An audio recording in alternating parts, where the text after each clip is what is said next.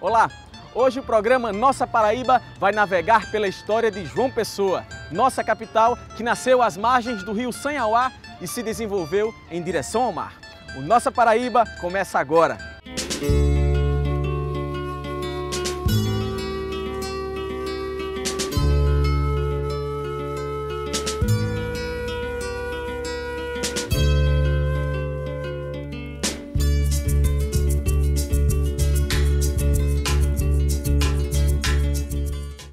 João Pessoa nasceu às margens do rio Sanhauá há 428 anos com o nome de Nossa Senhora das Neves. Nós tivemos o nosso primeiro nome por ser período da União Ibérica.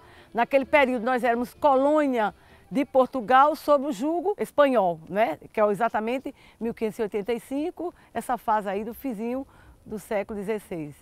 E na realidade essa fase, ela é uma fase muito histórica, que a gente tem aquela história dos dois reis que usavam duas coroas, por que aqui essa região do Porto Capim é tão bem cuidada pelos os nossos espanhóis, exatamente por isso, porque nós éramos União Ibérica, onde havia união histórica entre Portugal e Espanha. E aí o primeiro nome, como não podia deixar de ser, naquela época não tinha outra religião, a não ser a religião católica, que era o período padroado, aquele domínio total da Igreja Católica, principalmente no mundo novo, que éramos nós, chamou-se Nossa Senhora das Neves.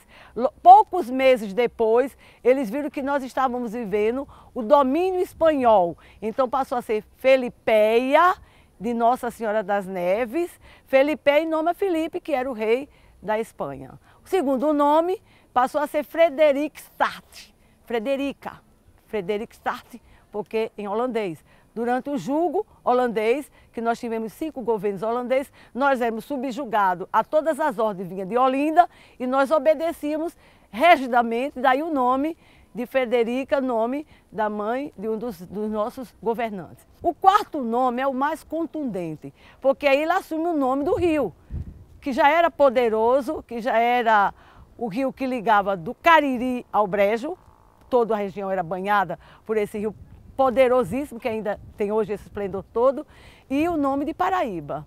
Paraíba cidade e Paraíba estado. Em 1930 acontece o nefasto da morte do nosso presidente e historicamente passou a se chamar o estado Paraíba e a capital João Pessoa. Comércio pesado, que a gente chamava o comércio de secos e molhado, tudo era aqui no Varadouro. Daí o nome Varadouro, que era o grande vale de ouro, que circundava as riquezas, porque o único porto que nós tínhamos era esse. Era um porto frondoso, que ancorava aqui navios de altos calados, tinha os trapiches, aqui que nós estamos em um deles, os trapiches eram sistematicamente separados, aonde desembarcava charque, que era os molhados, a farinha de trigo não desembarcava, os cabeceiros eram pessoas muito importantes nesse manuseio. E a economia era tão forte que todas essas ruas que nós passamos há pouco, como a Visconde Inhaúma e todas as outras, é frondosa a presença do centro comercial. A gente vai ver lojas enormes, que a gente não sabe nem justificar o tamanho das lojas, mas a gente tem que lembrar de uma outra época onde tudo era muito grandioso. E à medida que o comércio foi subindo, foi chegando na Rua da República, foi chegando na Rua da Areia, foi chegando na Maciel Pinheiro e foi subindo. Na medida que ela ia subindo, aqui ia morrendo um pouco, né? Porque alguns tipos de lojas, alguns comerciantes se mudaram para Maciel Pinheiro, que foi o centro até 1950. Era a grande efervescência, era Berruan, a própria Maciel Pinheiro e o comércio, até chegar onde hoje chama-se o Ponto de 100 Réis. Aí lá já eram lojas mais alinhadas, sapatarias, boutiques, quer dizer, um outro estamento, mas aqui embaixo, a parte baixa da cidade, aqui não, já foi dormindo. A gente costuma dormir quando ele vai dormindo, desaparecendo e indo para outros lugares. E na medida que isso foi acontecendo, aconteceu o grande boom de João Pessoa, que foi em 1950, com a abertura da Epitácio Pessoa. Aí nós tivemos um canal, eu mesma morei aqui, até essa época eu não sabia nem o que era mar, não tinha nem ideia. Quem ia lá eram os grandes viajantes, ou as pessoas que tinham alguma pesquisa para fazer. Essa coisa da nossa avenida principal, ela foi fundamental para que a gente chegasse ao mar. Aí a abertura da Epitácio Pessoa, a chegada mais na frente, já na desembocadura para onde vocês têm hoje os grandes centros de atividades, que é o Busto Tamandaré, e chegou lá, mas isso foi paulatino. A gente está contando assim, fator tempo, né? Mas na realidade foram fases que foram marcando. E essa economia, ela é muito marcada pelos momentos políticos que nós vivemos, né? Cada prefeito, cada governador tem um olhar nesse espaço. Depois que a Epitácio surgiu, que foi assim uma coisa, não tem nenhuma, a gente diz que não tem nenhuma avenida de João Pessoa que supere a Epitácio, porque ela é ainda a grande vitrine de João Pessoa, ainda hoje. E isso leva a gente a acreditar que os espanhóis, eles continuam na efervescência de não deixar essa parte aqui morrer. Tudo que a gente tem restaurado, financiado, são os espanhóis, desde aquele tratado da União Ibérica. Então, acho que a gente acredita-se que a gente ainda vai ter uma fase, né, de chegar onde hoje a gente já tem o sul, né, a parte sul de João Pessoa, com Mangabeira, com um novo comércio. Quer dizer, você vê a cidade, na medida que ela vai se desenvolvendo, a sua economia se desenvolve, circunstancialmente, o seu social, o seu político, e a cidade inchou tanto que ninguém nunca imaginou que a gente ia ter 16 municípios vizinhos. A gente cresceu tanto que a gente se juntou a todos os municípios que tinham aqui na redondeza. A cidade de João Pessoa percorreu o caminho inverso de muitas cidades litorâneas do Brasil. A capital paraibana nasceu às margens do rio e cresceu em direção ao mar. Nós somos os únicos que demos as costas ao mar, sendo uma capital litorânea, e nascemos do rio. Daí a importância que temos que dar a ele. Ele viveu, nós vivemos até 1950, nós nem conhecíamos o mar. Nós íamos lá de aventura, mas ninguém tinha nem residência. Com a abertura da Epitácio é que foi se conhecer o rio. Então esse rio, ele molha todas as águas. Ele só deixou de fora o Cariri. O fizinho do Cariri e o sertão, mas do Baixo Cariri para cá, é ele que molha as nossas terras. E daí a importância, porque os índios que aqui estavam, chamavam eles de São Domingos e de Meu Rio. O próprio Zé Lindo Rego, quando escreveu o Menino de Engenho, o rio era dele, ele chamava o Meu Rio o tempo todo. O nome Sanhauá é um afluente. Só para você ter ideia, esse rio Paraíba, ele deságua em Cabedelo. Ele é Mandacaru, ele é Jacaré, ele passa a ser Paraíba, em Cabedelo. Quer dizer, ele tem todos os nomes, ele nasce no Jabitacá, na Serra do Jabitacá, em Monteiro, e migra para cá. É um rio poderosíssimo, porque ele enfrentou todas essas fases de seca, de dificuldade, de uso da água indevida, do fazendeiro puxar água para a fazenda dele, do desvio da água, e ele chega até aqui. E chega poderoso, chega forte, se unindo ao mar, que é frondoso e belo, a minha Paraíba amada. Então a gente tem mil coisas para poder entender a importância desse rio. Como o São Francisco é para o Nordeste, o Paraíba é para a gente. Ele é uma ligação econômica, uma ligação histórica e presente. É muito fácil você conhecer o rio Paraíba, saindo de Canoa, de Bahia ou de Santa Rita, e ver quanto ele é frondoso e as ilhas que aqui existem, que a gente pode explorar outro tipo de produção dentro do rio. O rio não é só para navegar, o rio é para dar vida também. Nós estamos aqui no Mangue, a grande maternidade dos rios. Por 350 anos, o Porto do Varadouro, popularmente conhecido como Porto do Capim, foi o porto principal da cidade de João Pessoa. Localizado à beira do rio Sanhauá, neste porto eram realizados os grandes negócios da cidade. O capim era o alimento do animal que vivia por aqui, né? Não havia transporte, tudo era de muar. Ou mula, ou jumento, ou cavalo. Então, ali na Praça Antenor Navarro, a nossa praça histórica, era onde era como se fosse um grande estábulo.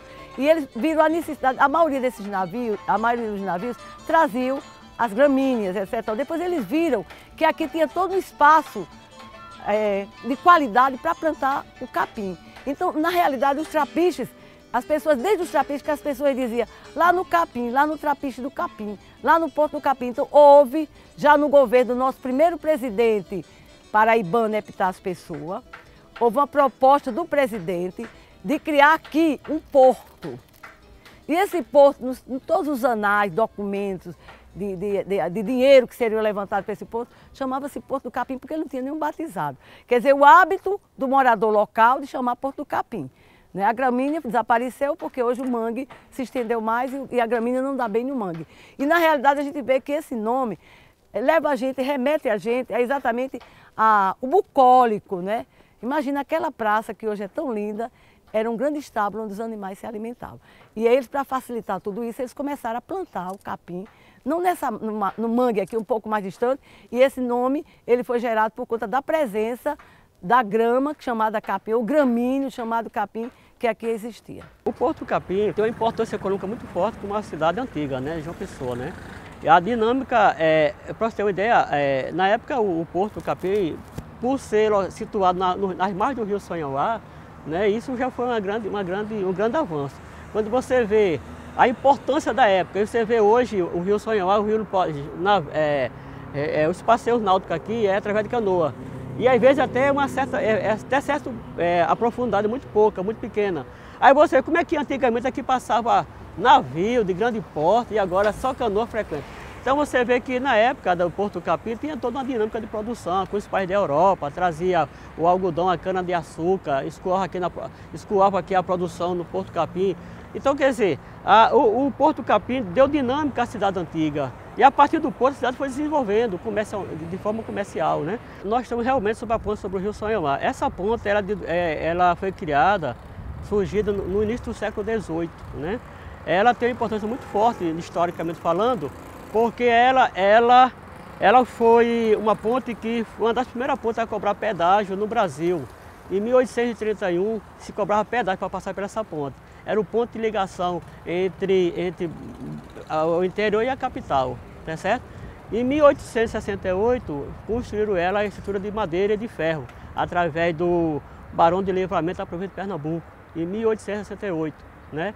E depois essa ponte foi tendo essa dinâmica junto com o Porto do Capim, né? A produção de lá, para poder escoar a produção para o interior, vinha do porto, passava pela ponte e ia para o interior. Então essa ponte tem toda uma ligação histórica com o Porto do Capim. E em 2000, por uma questão desse valor histórico que eu falei recentemente, ela foi tombada pelo IFAEP. Ela tem todo um cuidado, né? Tu pode modificar a estrutura dela. O Baralho, que é o bairro aqui próximo, morreu, acabou-se, depois que interditaram a ponte. Então a ideia é tentar que passe primeiro um carro pequeno, fizesse um trabalho de reparação, né, da sua estrutura e passar carro pequeno para poder voltar à dinâmica do Baralho, que foi um bairro que morreu quando essa ponte foi interditada. Essa ponte é muito importante para o cenário estadual e municipal. Falta só ter uma olhada diferenciada de tentar recuperar essa história tão importante.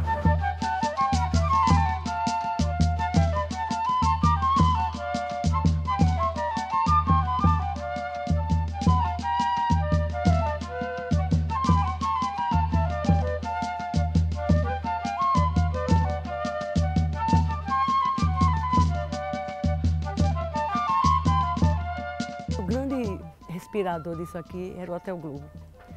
Até 1929 tem registros de que nós recebíamos visitas fantásticas e essas visitas, tendenciosamente, elas vinham em função da beleza do espaço. Se vocês pudessem visitar hoje o Hotel Globo, vocês iam entender que é o mais belo pôr do sol de João Pessoa. Lá a beleza é tão grandiosa e que a gente vê o rio todo. Então eu acredito que o cair do comércio é como tudo que acontece nos grandes centros. Todas as cidades que tiveram uma história diferente do mar para cá, elas também tiveram esse sucateamento de algumas regiões. O comércio ele foi fugindo e foi surgindo uma multiplicidade de outros comércios. Por exemplo, varejista, peças de automóvel, que nós não tínhamos nada disso aqui, nós só tínhamos muito mais curtumes e madeiras. E algumas coisas que vinham de gesso e algumas coisas que vinham do escambo, da troca, né, daqui do mar. Então você vê, essa mudança ela é muito circunstancial em função da própria economia da cidade. Como ela se desenvolve e o Porto do Capim já vai ficando caduco. Ele não atendia, por exemplo, ele não tinha como abrigar os carros. Você chegar ali na Praça Tenor Navarro, cabe 22 carros para a realidade de João Pessoa. E a gente também vê essa morte hoje do Ponte Serrés. A gente sente o Ponte Serrés também sofrer. Quer dizer, é um percalço que a gente vai caminhando na medida que a gente vai crescendo e se tornando poderoso, como é o estado da Paraíba. Não perca! Para quem vive do mangue, a preservação é uma realidade e deve ser uma luta de todos.